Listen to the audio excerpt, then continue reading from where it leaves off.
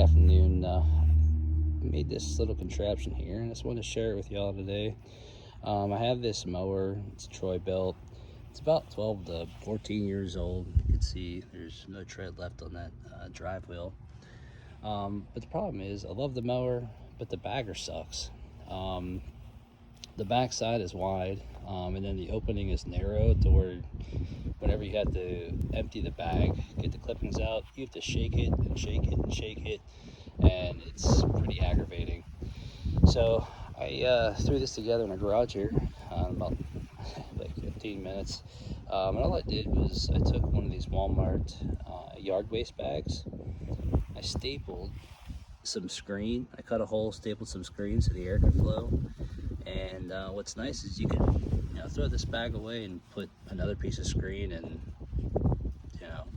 do a new bag. But what I chose to do is, since I already did all the work, I'll just go ahead and dump this into the other bag, which works really easily. It works really easy because it's a wide opening, so it's a dump and go. But I'll go ahead and include in the video on how I cut that hole. Here's the screen that I used. I just happen to have this. It's a pet screen. I'm sure you have a old torn screen around the house or behind the garage. I just had this screen from when I made my catio for my cat.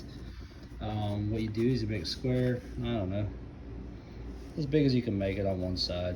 It's not really rocket science. This is redneck engineering at its finest.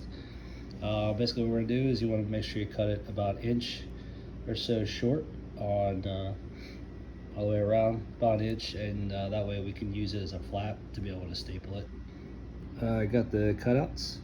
What I do is I cut a little 45. That way what we're going to do is just pull this together like this.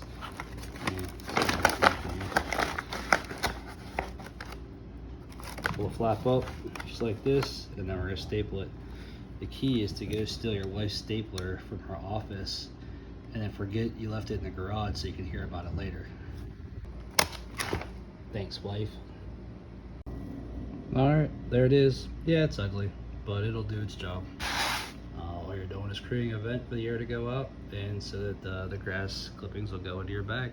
The original frame for the bagger, I just took the bag off. You have to put this down, which is like the little flap that goes on the back. And what the goal is, you slide the bag on. You might have to put your handles up like I did. You pick up the back of this, and then you're gonna tuck the bottom of the bag up underneath here just a little bit to hold it.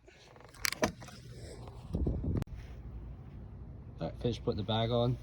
One thing I did learn the hard way is make sure you put the vent on the side. If you put it facing straight up, you're gonna get nothing but dust in your face, and it's pretty miserable. So put it on the side.